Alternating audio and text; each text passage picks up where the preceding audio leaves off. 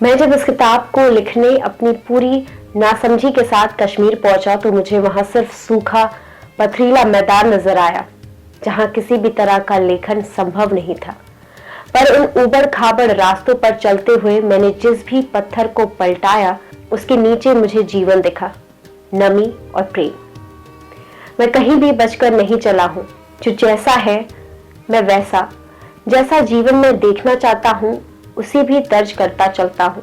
कभी लगता है कि मैं पिता के बारे में लिखना चाहता था और कश्मीर लिख दिया, और जब कश्मीर लिखने बैठा तो पिता दिखाई दिए। मेरी सारी यादें वही हैं जब हम चीजों को छू सकते थे। मैं छू सकता था अपने पिता को, उनकी खुरदरी दाढ़ी को, घर की खिड़की को, खिड़की से दिख रहे आसमान को, बुखारी को, कागड़ी को। अब इस बदलती दुनिया में वो सारी पुरानी चीजें मेरे हाथों से छूटती जा रही हैं। उन छूटती चीजों के साथ साथ मुझे लगता है कि मैं खुद को भी खोता चला जा रहा हूं। आजकल जो भी नई चीजें छूता हूं वो अपने परायेपन की तरह धूल के साथ आती है। मैं जितनी भी धूल झाड़ू मुझे अपनापन उन्हीं पुरानी चीजों में नजर आता है, लेकिन जब उनके बारे में लिखने बैठता हूं तो यकीन नहीं होता कि वो मेरे इस जन्म का हिस्सा थी। ये शब्द है इसी किताब की भूमिका से। जी हाँ, हम बात कर रहे हैं मानव कौल की किताब रूह के बारे में। किताब हिंदी युग से 2022 में आई है, जिसमें 176 पेज है। करेंगे किताब पर चर्चा, लेकिन उससे पहले यदि अभी तक आपने हमारा चैनल सब्सक्राइब नहीं किया है तो कर लीजिए। मैं हूँ ओशी और आप देख रहे हैं बुकबाज।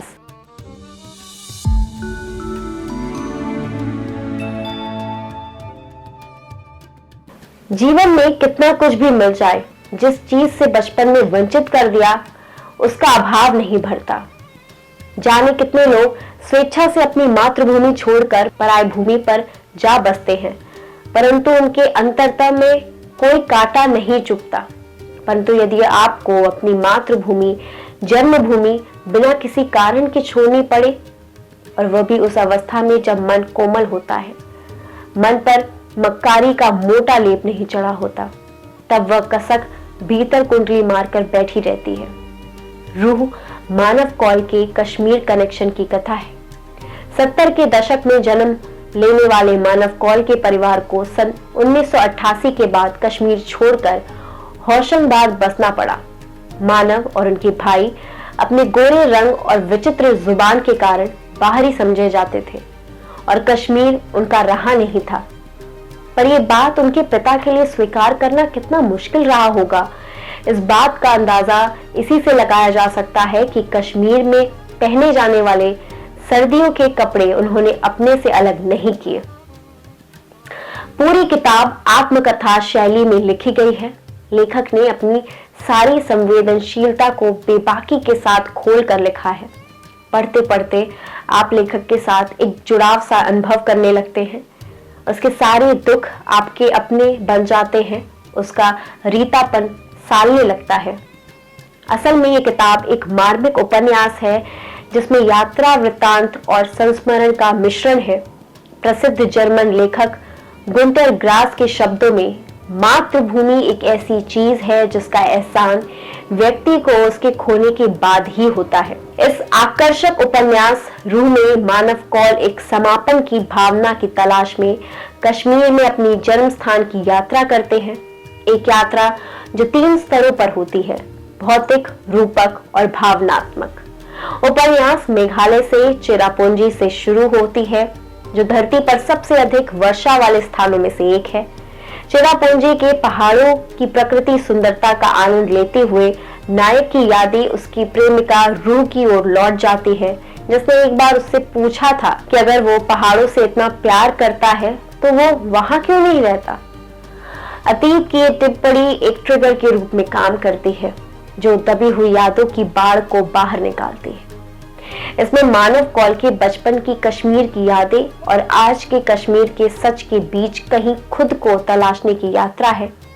मानव की लेखनी में वो आकर्षण है कि वे आपको भी अपनी यात्रा का हिस्सा बना लेते हैं और लगने लगता है जैसे आप भी उनके साथ घूम रहे हैं, महसूस कर रहे हैं, सुन पा रहे हैं, वादियों की हवा ले रहे हैं। कथा में दो प्रेम कथाएं भी साथ में बुंदी गई हैं। यूं चलता है कि एक स्लेटी रंग की स्वेटर में दो रंगीन डोरियां भी बुनावट में स्थान पा गई हों। आत्मकथा जैसे दिखते इस उपन्यास जैसे कथानक में इन प्रेम कहानियों को सत्य मान लेने का जी करता है। पता नहीं इसमें फिक्शन कितना था। रूह अभिनेता, निर्देशक और लेखक मानव कौल द्वारा कश्मीर का एक संस्मरण है जो उनके बचपन के निवास स्थान ख्वाजा बाग में जड़ों की ओर लौटने की उनकी इच्छा अनिच्छा को प्रकट करता है। 6 साल के अंतराल पर 2 बार ख्वाजा बाग देखने और जीने, अतीत दोहराने और टूटने के मार्मिक अभियान को वर्णन करता है। 6 साल पहले रूह के साथ कश्मीर में अतीत खोज रहे थे। 6 साल बाद रूहानी के साथ कश्मीर से आंख मिला पाने से डर रहे थे। निर्देशन की कुशलता उनके लेखन में साफ दिखती है। उपन्यास वर्णनात्मक ना होकर चलचित्रात्मक सा दिखता है। वर्तमान में चल रहे एक दृश्य को तुरंत जोड़कर अतीत के किसी पटल पर अंकित कर देना, दृश्यों का क्रम व तारतम्य यूं रखना जैसे कोई कला फिल्म चल रही हो। मानव की लेखनी पर निर्मल वर्मा का प्रभाव स्पष्ट दिखाई देता है। ये आज के युवा लेखकों की आवाज है। इसमें बंजारापन है, इसमें नीरवता है, भीड़ से उत्पन्न सन्नाटा है, प्रत्यक्ष संवाद कम है, मानसिक उथल पुथल बहुत है। कम में अधिक समझना है। आवश्यकता नहीं कि ये पुस्तक सबको अपील करे। इसमें कहानी है भी और नहीं भी। कहानी आपको छान कर निकालनी है। मानव की भाषा बेहद सरल, अभिव्यक्तिपूर्ण और हृदय को तरंगित करने वाली है। बीच बीच में कई पंक्तियां आती हैं जिन्हें डायरी में नोट करके रखा जा सकता है। गद्य की उन पंक्तियों में काव्य भरपूर है। कश्मीर के कितने पहलू हैं, कितने रूप हैं। हर किसी का कश्मीर अलग है। वहां रहने वालों का कश्मीर, वहां से निकाले गए लोगों का कश्मीर, कश्मीर को महज छू के वापस आ जाने वाले का कश्मीर और कश्मीर में कभी ना जाने वालों का कश्मीर। हर कश्मीर उतना ही सच्चा है। लेकिन सच में कश्मीर क्या है? मानव कहते हैं कि अगर लोगों को हटा दे, इंसानी बातों को दरकिनार कर दे और अपनी सारी खूबसूरती लिए जो बच जाता है, शायद वो है कश्मीर। यात्रा वृतांत की एक खास बात होती है। आपको लगता है कि कोई कैमरा लेकर आपके भीतर चल रहा है और उसके सारे किरदार आप अपने किरदार से जोड़ने लगते हैं। मुझे लगता है तभी लेखक अपनी सफलता महसूस कर सकता है और ये किताब वही कमाल करती है। इसके किरदार आपको मजबूती से पकड़ लेते हैं। सारे किरदारों में बेबी आंटी और मुस्ताक ने ज्यादा भावुक करते हैं। एक बात तो है, छूटे शहर, छूटे हुए लोग आपके जहन में लकीर की तरह बन जाते हैं, जिससे मिलना ही पुराने कल में जीना जैसा है। किरदारों के अलावा कश्मीर और रिश्तों की एक गिरह है रूह, जो थोड़ा ज्यादा भावुक है, जिसे पढ़ते हुए लगेगा कि आप भी रूह और लेखक के साथ सड़क के उसी गलियों में, जहां आपको ऐसा लगता है आप समुंदर है और बाहर से जैसे किसी ने पत्थर उछाला और यादों के तरंग आपके अंदर बनने लगे।